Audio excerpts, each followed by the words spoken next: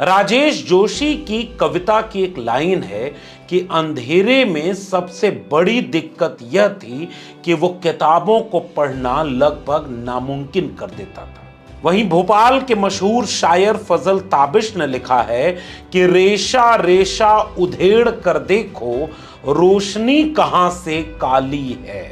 दिल्ली विश्वविद्यालय के जिस कॉलेज में मैं पढ़ाया करता था, उसी कॉलेज में पढ़ाने वाले हिंदी साहित्य के एक बड़े साहित्यकार भीष्म साहनी ने 1973 में एक उपन्यास लिखा जिसका नाम था तमस। और इस उपन्यास की शुरुआत में ही हिंदू मुसलमान दंगे, नफरत, बंटवारा, इन सब की बुनियाद पर लिखा गया जो पृष्ठभूमि थी, उसकी कहानी शुरू हुई कुछ यूं। एक मुसलमान आदमी मुराद अली ने नत्थू चमार द्वारा एक सूअर को मरवाया और उसे मस्जिद की सीढ़ियों पर फेंकवा दिया। इस घटना के कारण उस समय 5 दिनों तक दंगा फसाद चलता रहा। कई गांव जला दिए गए, कई लोग मारे गए, लाखों का नुकसान हुआ और अंत में पता चला कि ये दंगा हुआ नहीं, करवाया गया था। सांप्रदायिकता अपने साथ कितने लोगों को लपेट कर चलती। 2025 के भारत में उत्तर प्रदेश के गाजियाबाद में हिंदुओं ने ही गौशाला में मांस रखवाया ताकि होली के ठीक पहले दंगा हो जाए। बाद में पता चला कि वो उनकी कुछ निजी खुन्नस थी, लेकिन गाय, दंगा, मांस, बजरंग दल, हिंदू संगठन, दंगा, इन सब के बीच की कहानी कभी तमस की तरफ ले जाती है तो कभी राजेश जोशी की कविता के अंधेरे की तरफ ले चली जाती है। गाजियाबाद के सिहानी गेट क्षेत्र के लोहिया नगर में गौशाला हड़पने के लिए होली पर दंगा कराने की साजिश रखी गई। मीडिया की खबरों की माने तो जब खुलासा हुआ तो पुलिस ने 2 अपराधियों को गिरफ्तार किया।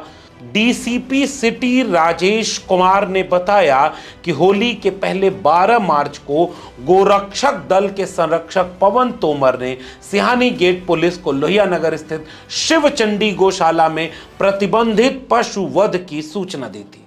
पवन तोमर को अज्ञात नंबर से इसके बारे में बताया गया। जब जांच हुई तो मौके पर पशु वध नहीं किया गया मिला और सुनियोजित तौर पर मांस फैलाए जाने की बात सामने आई।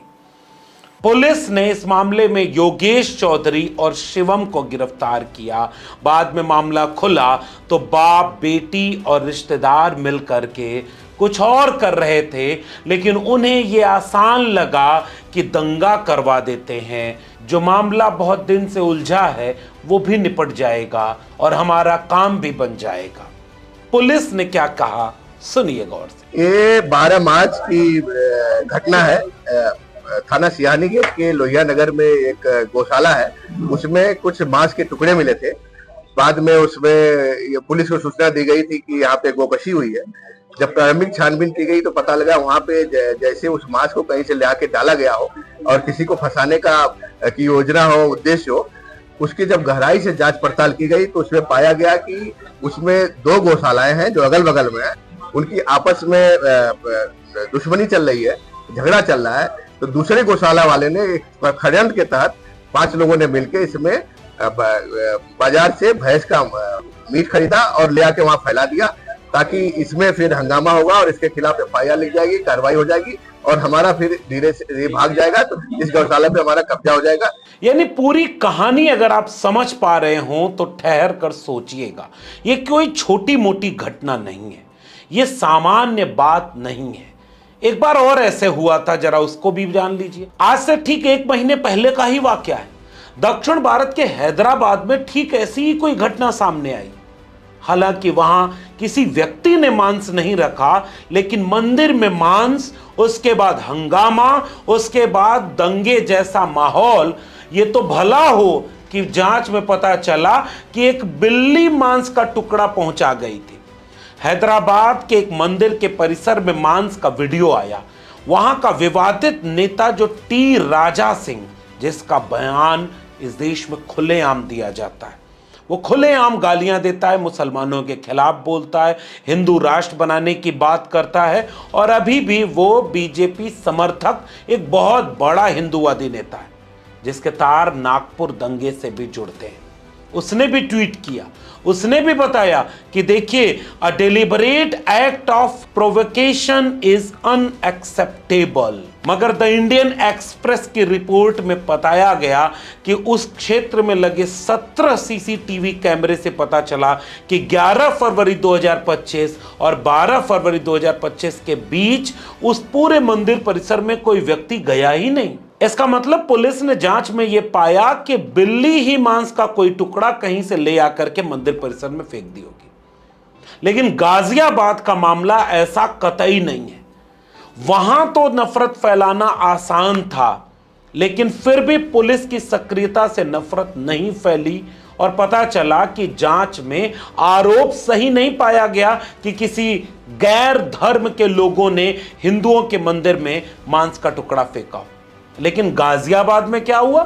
खुद हिंदू ही गौशाला में मांस फेंक रहे। डीसीपी सिटी ने गाजियाबाद के मामले में बताया कि लोहिया नगर में शिवचंडी मंदिर गौशाला का संचालन अरुण शर्मा द्वारा किया जाता है, जबकि उसका साला नंदकिशोर शर्मा बगल में ही श्रीराम गौशाला चलाता है। नंदकिशोर शर्मा की नीयत जीजा अरुण की गौशाला कब्जाने की थी। इसी के चलते नंदकिशोर ने अपनी बेटी छाया शर्मा के साथ मिलकर षड्यंत्र रचा। सोचा कि प्रतिबंधित पशुवध की फर्जी घटना से होली पर दंगा हो जाएगा और पुलिस जीजा को जेल भेज देगी। इसके बाद वह जीजा की गौशाला पर कब्जा कर लेगा। पकड़ा गया योगेश चौधरी HCL कंपनी में काम करने के साथ साथ नंदकिशोर की श्रीराम गौशाला में भी सेवा करता था। नंदकिशोर की बेटी छाया शर्मा से उसकी दोस्ती है। मुख्य साजिशकर्ता पिता पुत्र समेत तीनों अपराधी फरार हैं, जिसकी पुलिस तलाश कर रही। इसका मतलब क्या हुआ? किसी की जमीन हड़पनी है तो भी आप हिंदू मुसलमान का दंगा करवा सकते हैं। कहीं आपको निजी खुन्नस निकालनी है तो भी आप दंगा करवाने की साजिश रच सकते हैं। इसीलिए यूं ही नहीं, भीष्म साहनी का उपन्यास तमस याद आया।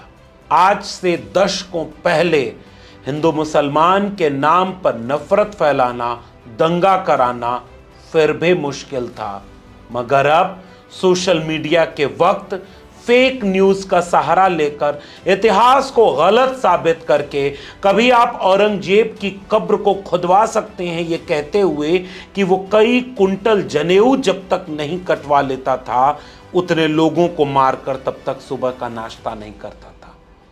जाने कितनी फेक न्यूज फैलाकर आप हिंदू बनाम मुसलमान का एक बहस चला सकते हैं।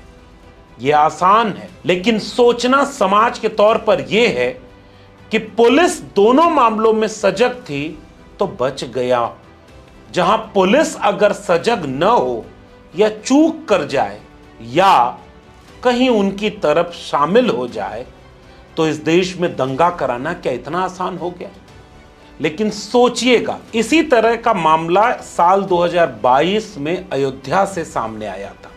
पुलिस जांच में पता चला कि कुछ लोगों पर आरोप जो लगाया गया था कि मुस्लिम टोपी पहनकर वो दंगा कराने की साजिश रचते हुए रात में बाइक से घूमे, उनके नाम जांच के बाद जब सामने आए तो कुछ यूं थे: महेश कुमार मिश्रा, प्रत्युष श्रीवास्तव, नितिन कुमार, दीपक कुमार गौड़, ब्रजेश पांडे, शत्रुघ्न प्रजापति, विमल पांडे। इसका मतलब यह है कि कई बार तो जानबूझकर दंगा करवाया जाता है। नई लाशें बिछाने के लिए गड़े मुर्दे भी उखाड़े जाते हैं। कई बार स्वाभाविक तौर पर दंगा हो जाता है। जैसे अभी नागपुर में प्रोटेस्ट के नाम पर एक पक्ष का यह आरोप है कि उनके लिए जो इबादत की चीज है, जो पवित्र चीज है, आप उसका अपमान कर रहे थे।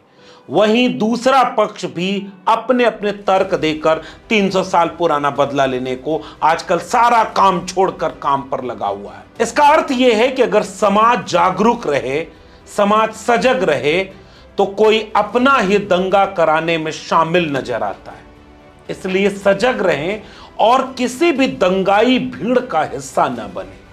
आपकी चिंता अगर आपको लड़ने का शौक है तो महंगाई से लड़ें, बेरोजगारी से लड़ें, उस सरकार से लड़ें जिसने वादा किया था आपके बच्चों को शिक्षा, रोजगार देने का, महंगाई कम करने का, रुपए की कीमत बढ़ाने का, आपके अच्छे दिन लाने का।